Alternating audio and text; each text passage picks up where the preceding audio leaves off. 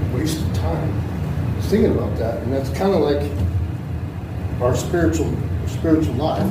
Here I am learning here at ABI. What a waste of time would be if I didn't go out and teach the goodness of God. What kind of life would I? What kind of life would I waste if I didn't do that? Yeah. So the title of this is Reap. And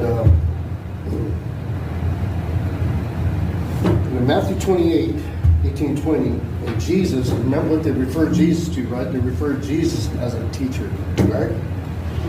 And said to them, and all authority in heaven and on earth has been given to me. Go therefore and make disciples of all nations, baptizing them in the name of the Father and the Son and the Holy Spirit, teaching them to observe all that I have commanded you. So I'm thinking that this is what Pastor Keith is teaching us to do, right? To go out and make disciples, right?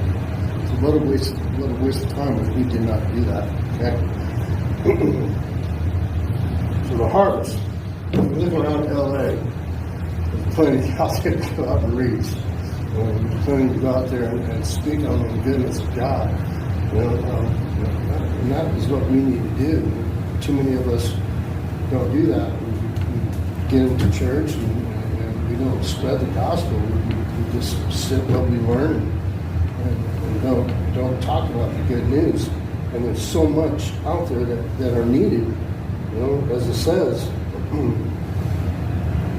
says in Matthew 9:37, then he said to his disciples, the harvest is plenty, but the laborers are few.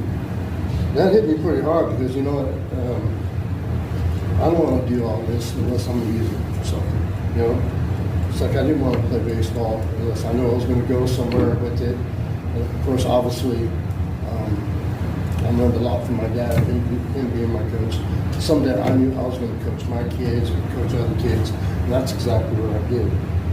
And so what I'm going to do is give you 3 points. So this is coach's game plan, okay? And what we need to do and what needs to take place for us when we're done with this. When God puts us in a position to go out there to reap that harvest. First, we need to prepare. Okay, in Proverbs 24:27, prepare your work outside.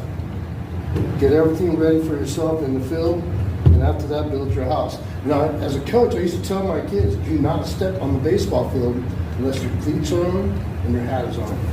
Okay? And the second thing you're going to do is you're going to make sure you all walk together on the field at the same time. Okay? Got to be prepared. Get your equipment together. Be equipped. Okay? That's